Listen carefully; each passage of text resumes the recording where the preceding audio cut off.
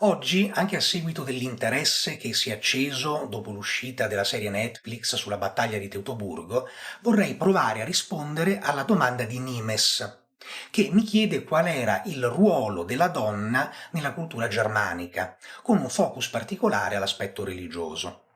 Prima di cominciare, però, mi riallaccio un attimo alla questione di Barbari, la serie Netflix. In questo sceneggiato si vede un personaggio, Tusnelda, che è un personaggio storico, la moglie di Arminio, che viene presentato come una donna molto forte, molto influente e con dei caratteri sacrali. Questo personaggio è stato molto criticato da alcuni che hanno detto che era eccessivamente preminente, che era un personaggio femminile troppo influente, che era stato creato appositamente per politically correctness.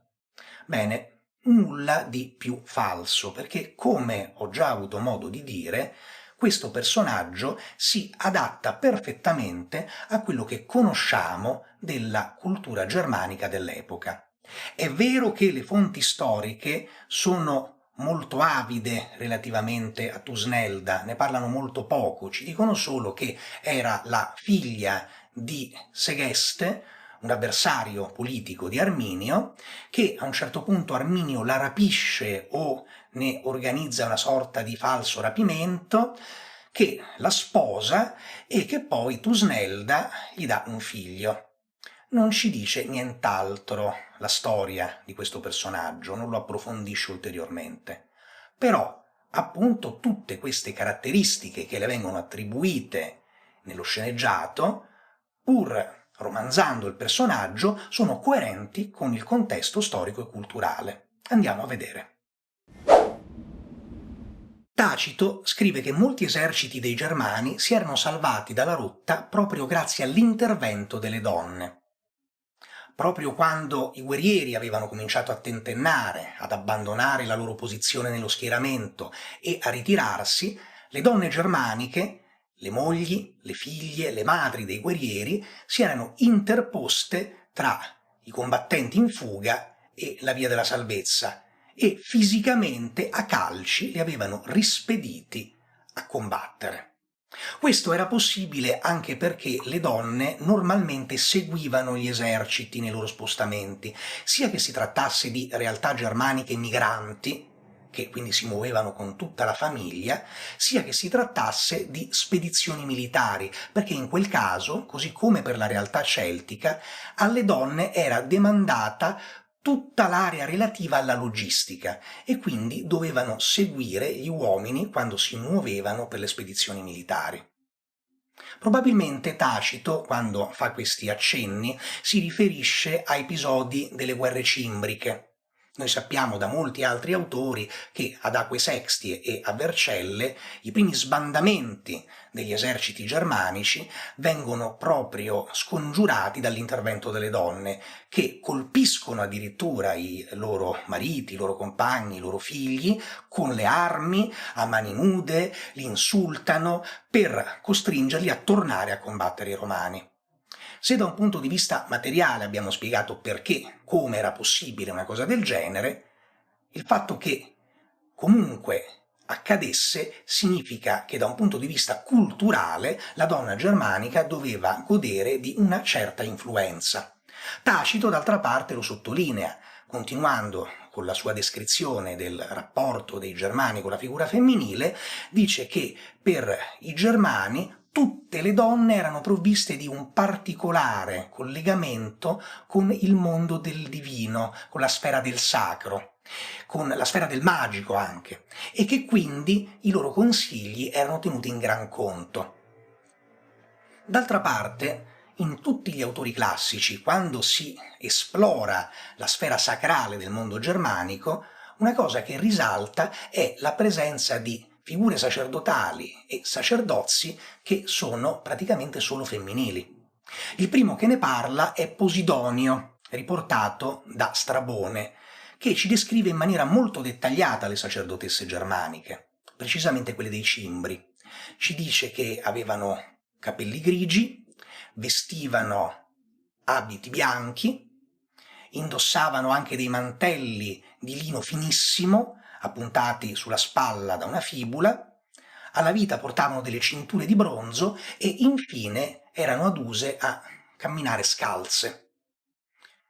Posidonio continua descrivendo dei rituali molto sanguinosi che venivano eseguiti da queste sacerdotesse, che prendevano delle vittime, spesso dei prigionieri di guerra, e le sgozzavano sopra dei grandi calderoni nei quali veniva raccolto il sangue, e da questo sangue poi le sacerdotesse traevano i loro vaticini.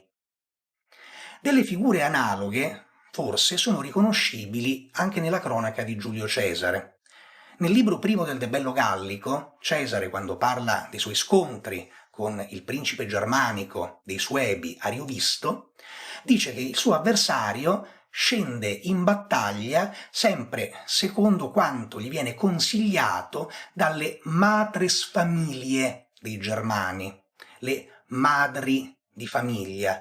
Quindi qui abbiamo un collegamento con i capelli grigi di cui parlava Posidonio, perché le matres familiae sono le capostipiti della famiglia, sono le compagne del pater familias, che a sua volta è l'elemento maschile preminente più anziano del nucleo familiare. Bene, Cesare ci dice che queste matres familiae lanciano le sortes e traggono vaticini.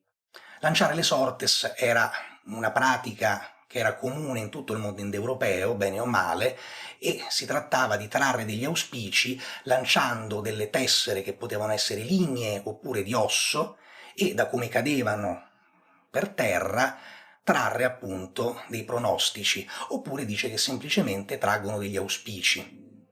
Sugli auspici ritorna Plutarco nelle vite parallele, precisamente nella vita di Cesare, descrivendo esattamente lo stesso contesto. Plutarco, parlando delle sacerdotesse di Ariovisto, intanto le definisce donne sacre, usa questa parola specifica, ierai gynaikes in greco. Quindi, mentre Cesare dice matres familiae, Plutarco dice donne sacre. Ecco, lui dice che queste donne sacre di Ariovisto traggono gli auspici osservando i vortici dell'acqua dei fiumi o osservando e ascoltando l'acqua che scorre nei ruscelli. Quindi una sorta di idrospicina, potremmo dire, inventando un termine nuovo. Comunque, quindi questo intanto in generale il quadro relativo ai sacerdozi femminili germanici. Andiamo però più nel dettaglio ad osservare delle singole figure di sacerdotesse germaniche, oppure non propriamente di sacerdotesse, perché Tacito a un certo punto nel Germania fa un'affermazione particolare. Parla di certe donne la cui sacralità veniva in qualche modo riconosciuta dalle popolazioni germaniche, delle singole donne, che venivano onorate talmente tanto da essere considerate alla stregua di divinità. Andiamo a vedere entrando più nel dettaglio. Svetonio scrive che Druso, dopo aver attraversato il Reno e sconfitto diversi eserciti germanici, mentre sta puntando verso l'Elba, viene affrontato da una visione semidivina. Lungo la via per l'Elba, Druso incontra una donna di dimensioni sorprendenti, più grande di qualunque essere umano, scrive Svetonio. Questa donna, parlando il latino, intima a Druso di tornare indietro ed egli, colpito dal prodigio, obbedisce.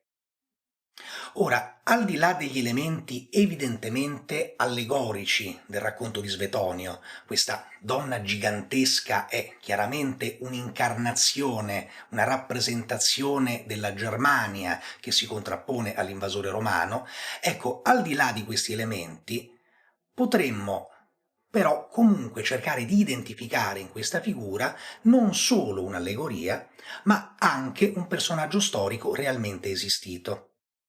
Tacito nel Germania fa un breve elenco di quelle donne particolarmente onorate dai germani che ebbero poteri religiosi e politici, e la prima che cita è Albruna.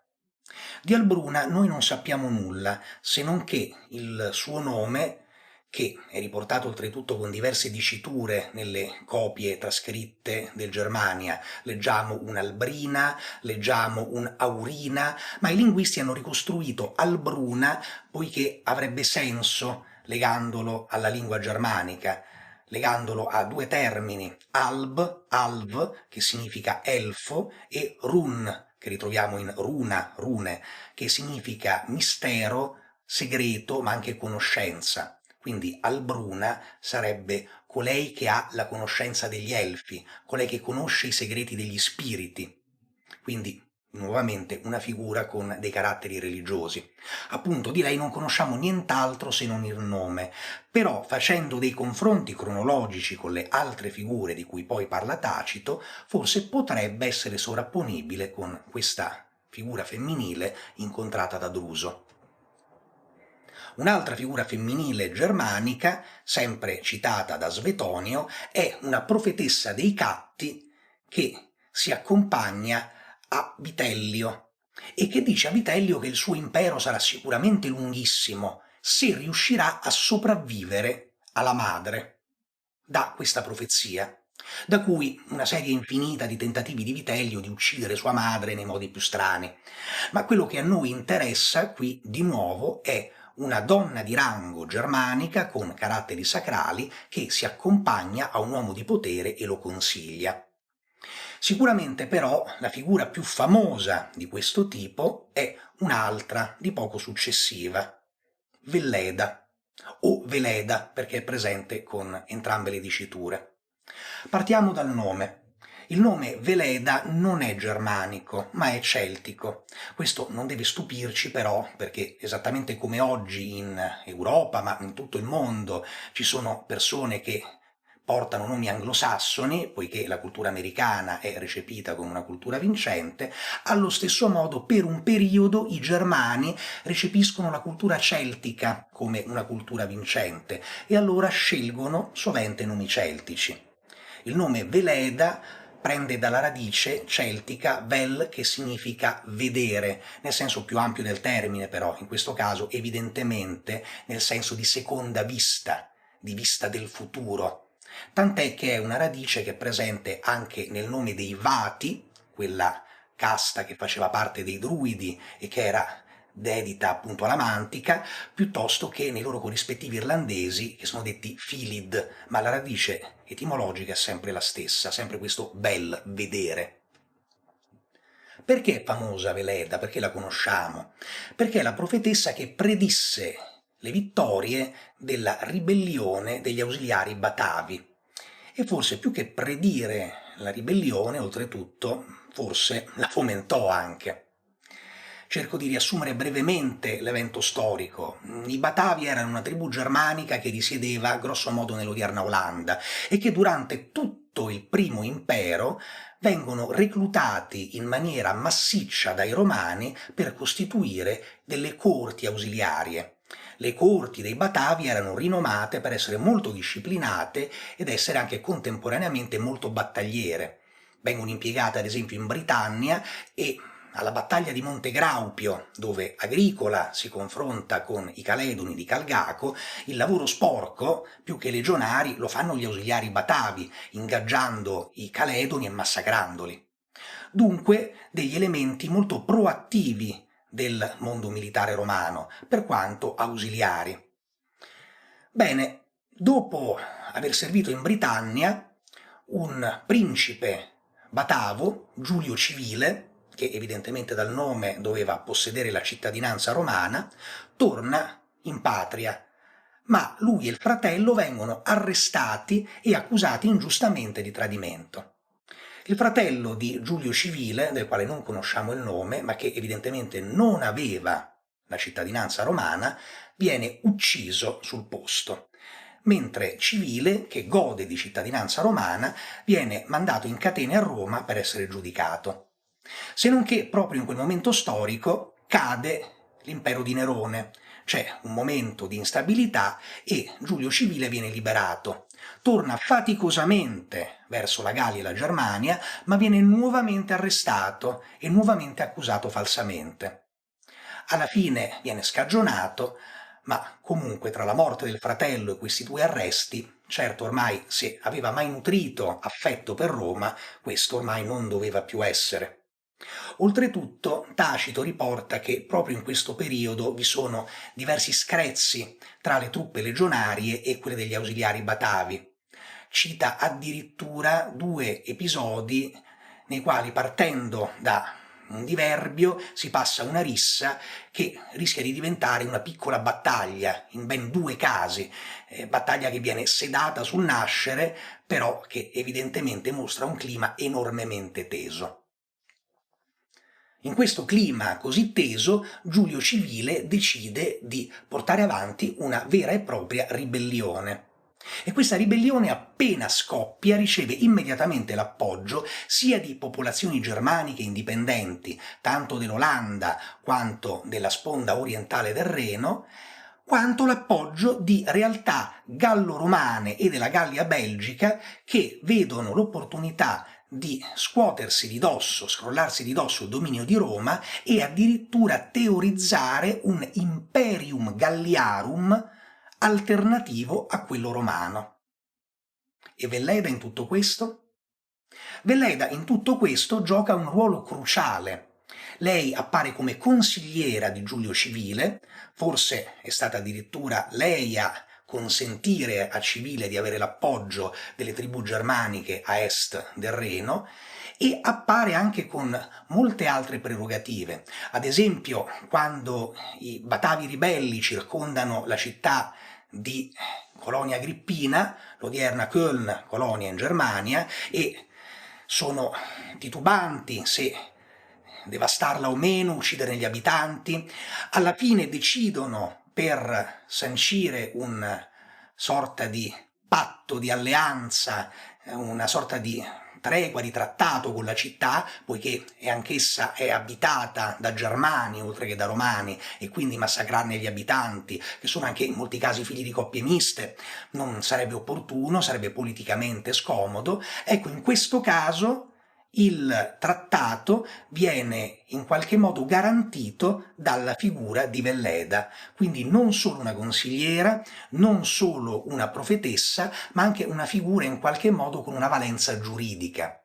È una figura per la quale i germani mostrano immediatamente di avere un attaccamento e un'adorazione sconfinate.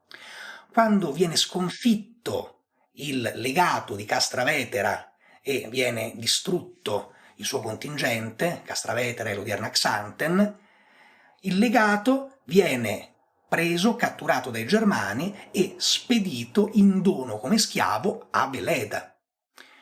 Quando Vespasiano invia un suo generale per cercare di sedare la rivolta e la nave ammiraglia di questo generale romano viene catturata, questa verrà portata in dono anch'essa a Veleda. Quindi è evidente che si tratta di una persona che gode di un onore sconfinato. Tacito, d'altra parte, scrive addirittura che i germani la onoravano così tanto da considerare lei stessa una sorta di divinità. Quando infine la rivolta dei Batavi viene sedata, di Velleda noi non sappiamo nulla. Scompare dalle cronache, riappare 7 anni dopo, quando viene catturata dai romani. Anche se in realtà non è chiarissimo se venga catturata o se sia lei che si consegni spontaneamente per sfuggire a un qualche oppositore politico in Germania. Sta di fatto che Velleda verrà portata in trionfo a Roma e da un'epigrafe che è stata scoperta nei primi del Novecento in un tempio di Ardea, abbiamo scoperto che rimase in una sorta di prigione dorata a ufficiare riti e a portare avanti il suo ruolo di profetessa anche in seno all'impero romano, precisamente in un tempio di Ardea. Ma Velleda non è l'ultima donna con valenze sacrali e anche giuridiche del panorama germanico. Abbiamo, poco dopo, un'altra figura analoga che ci viene citata invece da Cassio Dione, Ganna, che, accompagnando il re dei Semnoni, un'altra tribù germanica, è ospite dell'imperatore Domiziano. Ganna, anche lei evidentemente è una sacerdotessa. Il suo nome prende dalla radice germanica Galstar, che significa sia canzone sia incantesimo. Interessante questa dualità e questa similitudine tra il cantare e l'intessere incantesimi, che ritroviamo oltretutto, se ricordate, nella cultura celtica. Comunque, questa profetessa accompagna il re dei Semnoni presso l'imperatore e quindi funge anche da consigliera. Nuovamente, quindi, i due elementi, quello sacrale e quello di donna che ha peso politico, si combinano. Infine, e questo è molto curioso, l'ultima profetessa germanica che troviamo citata la troviamo nel secondo secolo d.C. in un ostracon, un coccio che veniva utilizzato come minuta per scrivere degli appunti. Ecco, la troviamo su un ostracon che elenca diversi elementi della corte del praefectus Aegypti, il governatore dell'Egitto su nomina imperiale. Tra le varie personalità della corte troviamo una Baluburg o Valuburg, Sibilla dei Semnones, quindi una profetessa germanica dei Semnoni che fa parte dell'entourage di un governatore romano in Egitto. Evidentemente, di nuovo, il binomio uomo di potere, donna germanica dalle valenze sacrali che può fungere da consigliera. Questo è grosso modo il panorama completo ed ecco perché io non me la sento di condannare la raffigurazione, l'interpretazione che è stata data nella serie Barbarians di Thusnelda. Se sicuramente l'immagine di Thusnelda seminuda che impugna una lancia e che combatte in prima fila, dipinta di nero con i guerrieri germanici contro i romani a Teutoburgo, sia completamente sballata e completamente di fantasia, al contrario, Thusnelda che evita che i guerrieri fuggano all'ultimo minuto perché spaventati, Thusnelda che riesce a creare una prima ipotesi di alleanza tra le varie tribù germaniche, questo è assolutamente credibile e realistico. Se questo video vi è piaciuto, mettete un mi piace ed iscrivetevi al canale. Grazie.